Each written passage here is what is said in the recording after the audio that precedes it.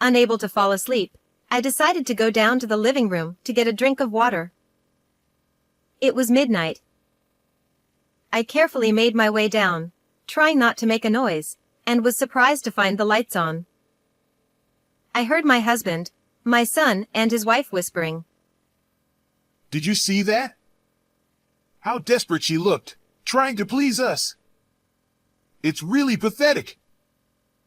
Yeah, the look on her face when she saw the leftovers in the trash was hilarious. The fried chicken and croquettes weren't even that good, but when she asked, "Didn't you like them?" I almost burst out laughing. They insulted and laughed at me, calling me useless. I wished it was just a bad dream. But I knew things had gone too far for that. I had reached my limit. Since my son and his wife moved into the new house we built a few months ago, I've been ignored continuously. The three of them would look at me with eerie smirks. Lately, I had past anger and sadness and felt nothing anymore. It didn't take long to decide to leave the house. I quietly returned to my room and started looking for a temporary apartment. The next night, after work, I packed the essentials into a suitcase. Once I left for the temporary apartment, I received calls from my husband, my son, and his wife that same night. Mom! Come back right now! I was planning to treat you to dinner tonight. Please, come back. Hey, where are you? Stop being stubborn and come home now. They all kept chanting "come back" in unison. I thought back on everything that had happened as I gave my response. My name is Nancy. While working full-time, I also managed the household. My husband, Jason, also works, and it's a daily routine for him to complain about his subordinates at the breakfast table. Young subordinates these days don't even want to answer the phone. It's ridiculous. It's different now. Everything can be done through social media. They lack a sense of responsibility as professionals. When I was younger. From there, his endless stories about the past would begin. I would always listen to him with a sense of resignation. To put it bluntly, my husband is not someone with modern views. He casually says things like, Men should work outside, and women should focus on housework and childcare. or, Women should serve men. he can't stand not having control at home and likes to act like the Lord and Master. When our children got married and moved out, and I decided to become a working wife, he didn't like the idea, but I managed to convince him to let me work. By the way, about the new house we're planning to build. I gave a half-hearted response to his words, which he started with excitement. Despite being in his 50s, he had decided we should buy a new house. He said it would be more comfortable to spend our retirement in a new house rather than in our old, outdated one. But isn't our current house good enough? We could just remodel it instead of rebuilding. No, it has to be a new house. Stubbornly refusing to change his mind about building a new house, Jason insisted on going through with it, so we ended up hiring a home builder. When it's finished, let's invite our son and his wife for a party. They'll love it. He started excitedly planning the menu for the party. I knew he'd leave all the arrangements and serving to me while he just decided on the menu. I sighed quietly to myself. Soon, the new house was completed, and my husband and I moved in immediately. The unique scent of new wood filled the space with a gentle aroma. Aren't you glad we built it? He puffed out his chest proudly. Even though it felt a bit too spacious for just the two of us in a two-story house, I couldn't help but feel a bit happy at that moment. A month later, Jason and I invited our son and his wife for a housewarming party to celebrate the new house. our son John and his wife Amy entered the house with wide-eyed amazement. Currently living in an apartment, they couldn't stop expressing their admiration. It's so spacious. What a beautiful house! It's wonderful. Encouraged by their words, my husband casually suggested, If you want, you can live with us. We have extra rooms. "Come on, they can't possibly want to live with us." "Stop joking," I said, laughing it off. The party ended on a cheerful note. Little did I expect that they would take his words seriously and move in. A few days after the party, my son and his wife arrived with large luggage.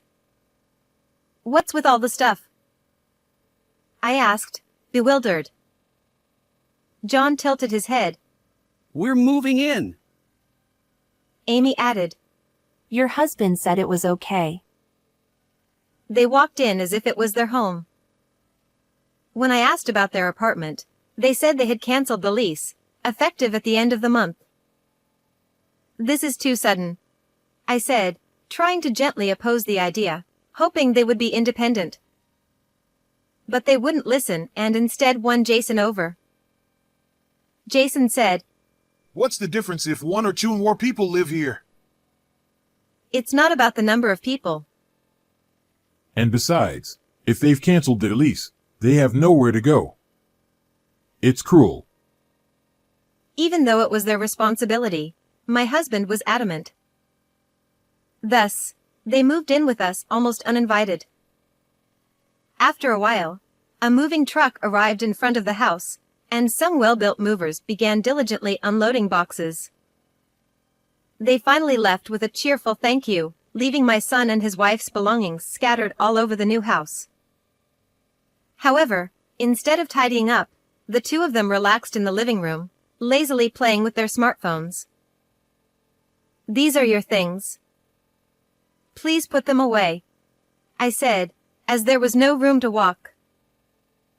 John replied, We're tired, so you should do it, Mom. Most of the moving was done by the movers, and they had done nothing.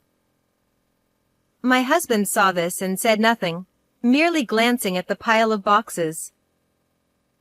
"Jason, say something to them," I urged.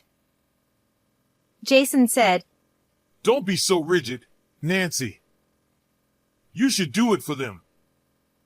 We're family. He then returned to his smartphone. I thought, why me, but took a deep breath to calm myself. There must be fragile and important items among their belongings. Even though we're family, I felt uncomfortable handling their stuff. "Amy, could you at least help me?" I asked. All 6 eyes turned to me, and they began to speak one after another, accusing me of bullying, being unwelcoming, and being a terrible mother-in-law. I felt utterly bewildered, treated as if I were the unreasonable one. The next morning, still feeling exhausted, I went down to the living room. My husband, my son, and his wife were already awake, sipping coffee. As I stared at them absently, John muttered. Thanks for yesterday. His words felt insincere, and I responded curtly. John continued. As a thank you, we'll treat you to dinner. I thought I had misheard him, but apparently, I hadn't. John said. Amy and I will go grocery shopping today. Amy nodded from a distance. Is that so? Well, I'll leave it to you today, I said. Amy added. We just moved and don't have much money. John then said. Yeah, so we actually need to borrow your card. I blinked in surprise. Were they planning to use my card for shopping and then treat me to dinner with my own money? Something felt off about this, but they asked for the credit card with such confidence. Should I give it to them? I glanced at my husband, who was sipping his coffee, showing no interest. Despite my hesitation, I decided to lend them the card, hoping to build a good relationship with them. John and Amy were as happy as children given pocket money. Use it responsibly, I warned, though inwardly, I felt a bit excited myself. I thought this dinner could be an opportunity to get closer to them. You can use anything from the kitchen, and the dishes too. The spices are in this cabinet.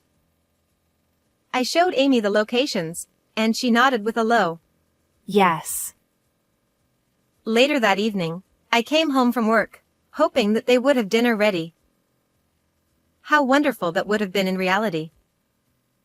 Instead, I found the house dark and silent. I turned on the lights and looked around, but there was no sign of my son and his wife. On the living room table, there were store-bought side dishes from the nearby supermarket and a note placed in the center. It read simply, We're going out to eat. As I stood there in shock, Jason came home and looked around the living room table. Seeing the store-bought dishes, he looked displeased.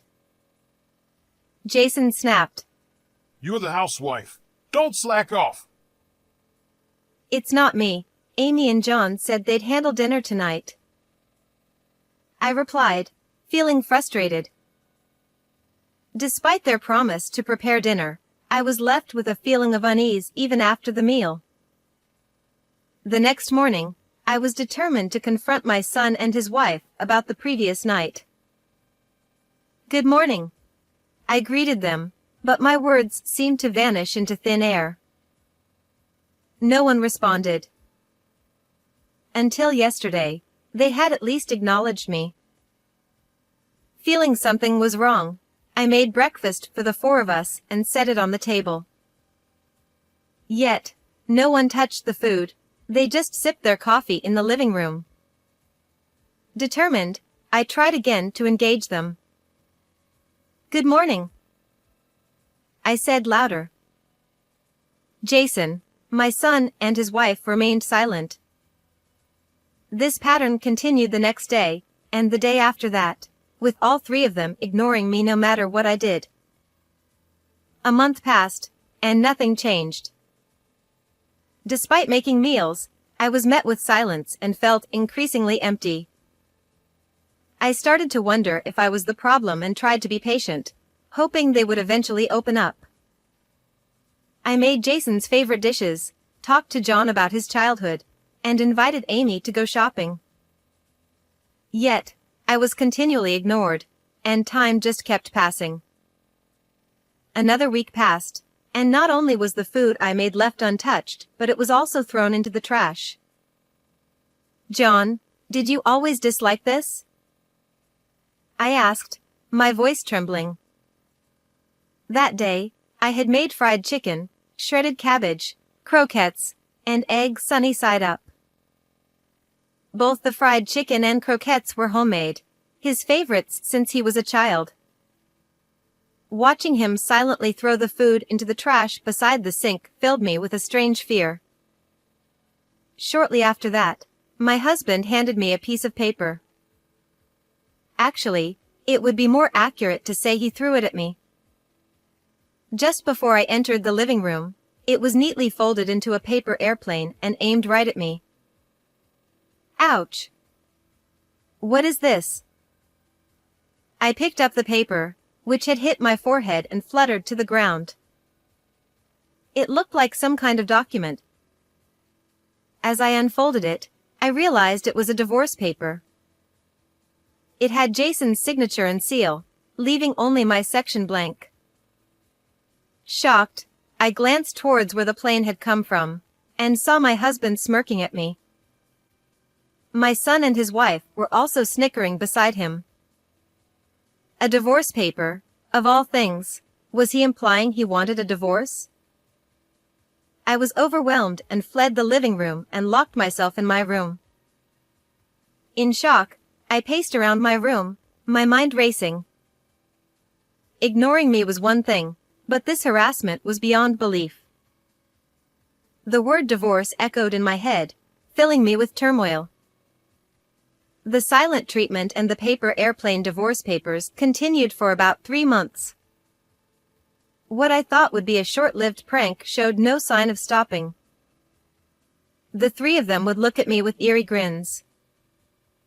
At this point, I felt no emotions anymore. The anger and sadness had given way to complete disbelief. A voice in my head whispered, "Maybe I should get a divorce." Around this time, I started keeping a journal to organize my thoughts. I opened a notebook and began scribbling furiously with a pen I found in the drawer. I had recently discovered that John and Amy were unemployed. I overheard them talking with Jason about it while they ignored me. I didn't know whether it was before or after they moved in, but it seemed they had no income. They laughed derisively, saying they had no intention of working or helping around the house. So, what were they doing during the day while I was out? Apparently, they were simply using my credit card to entertain themselves. The card I lent them to buy groceries for dinner had never been returned. The statements from the credit card company were filled with charges from expensive restaurants and luxury brand items. They had been dining out frequently using my card. Jason, it seemed, said nothing about this. Did he think money grew on trees? I felt a surge of frustration. After finishing my writing, I closed the notebook and shut my eyes. What exactly did these three want from me? One night, I woke up unexpectedly. Even though I knew sleeplessness would affect my work the next day, I couldn't fall back asleep. It was midnight, and I decided to go downstairs to get some water. As I carefully made my way to the living room, trying not to make any noise, I noticed something surprising. The lights were on. The light leaking through the door wasn't the only thing. I also heard hushed voices. Jason said, Did you see how desperate she was? Trying to please us. It's just pathetic. Amy replied. Yeah, her face when she saw the leftovers in the trash was hilarious. John added. The fried chicken and croquettes weren't even that good. When she asked, "Do you not like it?" I almost burst out laughing. Jason continued. Honestly, her cooking is below average. Good job, John. Amy agreed. And I really wish she'd stop inviting me to go shopping with her. They insulted and laughed at me, calling me useless. I wished it were just a bad dream, but it was all too real. I had reached my limit.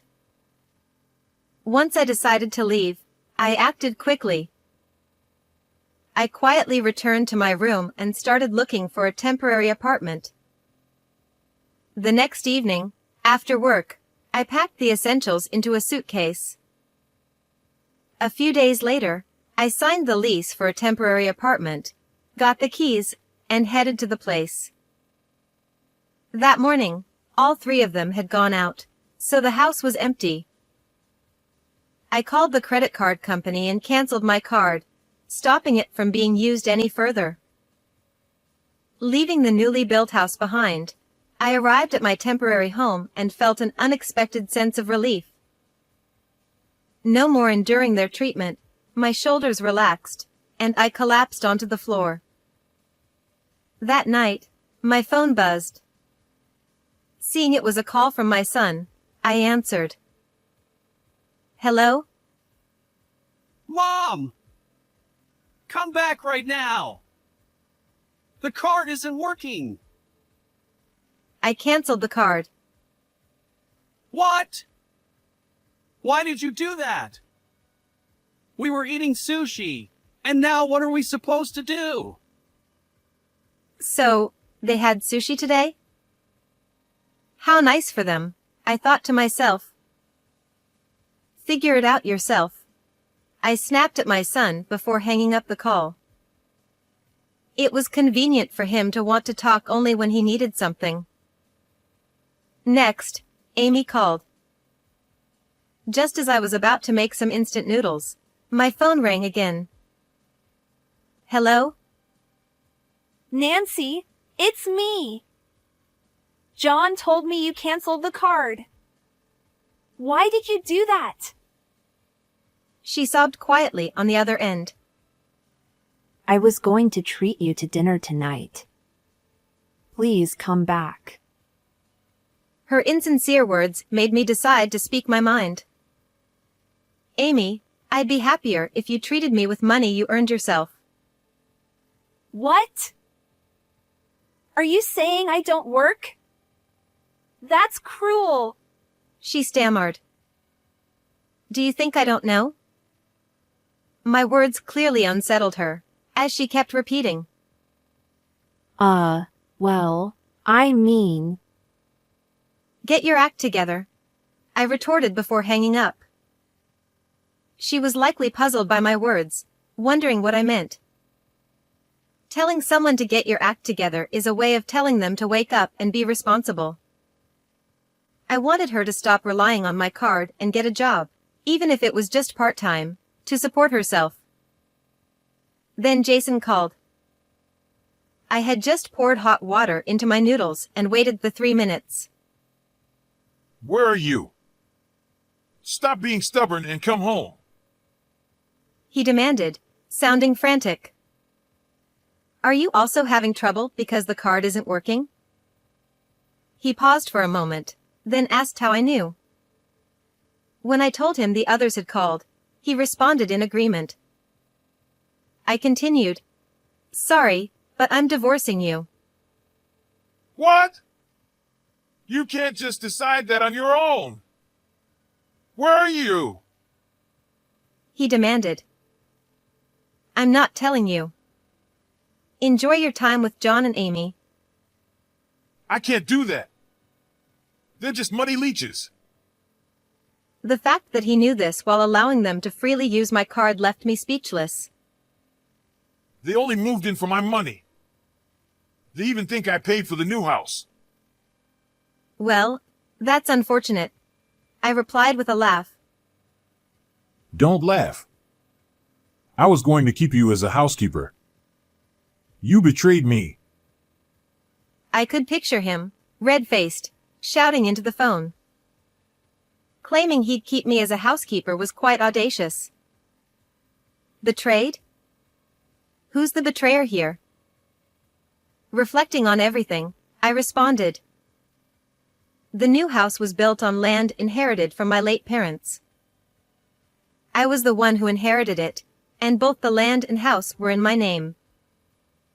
Jason couldn't afford to pay for the house or get a loan, so I had to use my savings. Despite living in that house, he allowed our son and his wife to move in without consulting me, ignored me, and threw divorce papers at me like paper airplanes. Who do you think it was? I asked. Shut up! You're so damn annoying. Jason fumed. Then he started claiming that my inheritance was also his. There's such a thing as division of property. He shouted. The inheritance from my parents is excluded from that. What? I wasn't an expert in law, but I had heard something to that effect. Jason was yelling, "That's a lie, and don't mock me," over the phone. There's no point in shouting, I said, which made him even angrier. Then transfer the property to my name. We'll change the name on the title right now. Are you planning to go to the Legal Affairs Bureau? And I already told you I'm divorcing you. Huh? Isn't that something a real estate agent can just handle quickly? He was clearly clueless. Since he had always left contracts and other paperwork to me, he had no idea how it worked. If he wanted, he could try going to a real estate agent, but they'd just laugh at him. Speaking of real estate, I said, pausing, I've already put the land and house up for sale. So, once it's sold, you'll need to move out. While preparing for temporary housing, I decided to also put the land and house up for sale. The real estate agent was delighted, noting that the good location would ensure a quick sale. Indeed, there had already been a lot of interest since it was listed. When I told my husband this, he seemed too stunned to respond, as if his earlier bravado had completely vanished. It was truly comical. And by the way, I've already submitted the divorce papers you threw at me to the city office, so we're no longer married. Don't contact me anymore. Jason responded. What? Wait! What are you talking about? Hold on! Hey! It seemed as if a switch had flipped in him, and he suddenly panicked. But it was too late. We're divorced. Goodbye. Jason frantically said. No! Before that! What did you say? Are you listening? I hung up before he could finish. The cup of noodles I had set aside had become soggy and was spilling out of the cup slightly, but I picked it up gently. I was finally free from them. This thought made even the soggy noodles taste good. About a week after listing the house, I received a call saying they had found a buyer. Despite the new construction fetching a significant price, the buyer was willing to pay in full upfront. I agreed immediately and arranged to finalize the sale in the following days. Before finalizing the sale, I decided to inspect the property one last time with the real estate agent.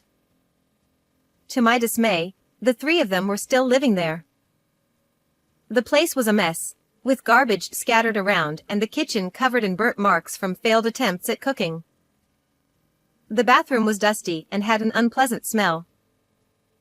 It was in no condition to be handed over to a new owner, so we had no choice but to evict them and arrange for a thorough cleaning. In disbelief, I explained the situation to the real estate agent. Despite their protests, we forced them to leave. Although they agreed to vacate immediately, it was clear that they were not sincere. After we left, the three of them called incessantly, with the phone ringing every few minutes. Their persistence was infuriating.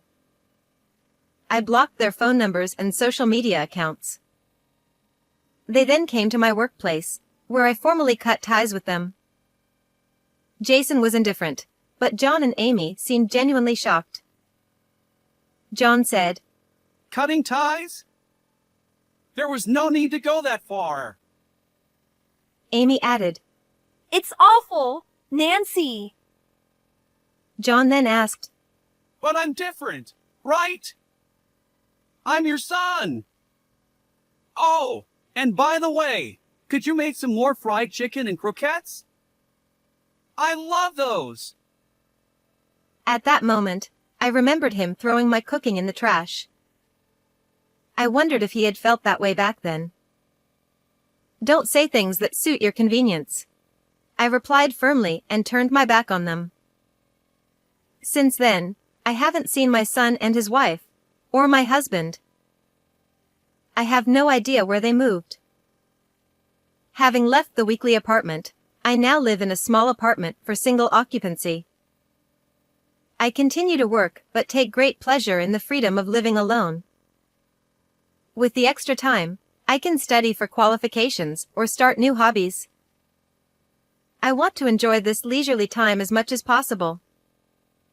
Even though it's not a new house, this small room is still my castle. I'm excited to redecorate, try out some dried flowers, and cook just for myself. With these thoughts in mind, I poured hot water slowly into my cup of noodles. How did you find this story? Please don't forget to subscribe to the channel. See you in the next video.